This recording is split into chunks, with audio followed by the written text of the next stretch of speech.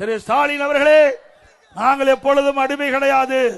உதாரணத்துக்கு கொண்டு சொல்கிறோம், காவிரி நதிநீர் பிரச்சனை உச்ச நீதிமன்ற தீர்ப்பு அளிக்கப்பட்டு விட்டது. அந்த தீர்ப்பை அமல்படுத்த மத்திய அரசு காலம் தாழ்த்தியது. பாரதிய ஜனதாவோட அண்ணா திமுக கூட்டணி வச்சிருந்தது. பல முறை நாங்கள் எடுத்து சொன்னோம், விரைவாக உச்ச நீதிமன்றம் அளித்த தீர்ப்பை நிறைவேற்றுங்கள் என்று. அப்ப நிறைவேற்றல. கூட்டணியில் அங்க வைத்தாலும் தமிழ்நாட்டினுடைய மக்களுடைய நலன் சார்ந்த பிரச்சனை, விவசாயியுடைய பிரச்சனை.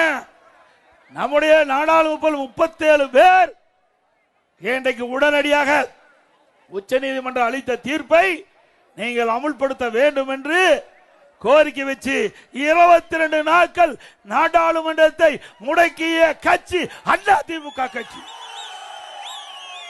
கூட்டணியில் இருக்கின்ற பொழுது மக்கள் நலன் சார்ந்த பிரச்சனைக்கு முழு வடிவம் கொடுத்த கட்சி அண்ணா திமுக கட்சி. ஸ்டாலின் அவர்களே,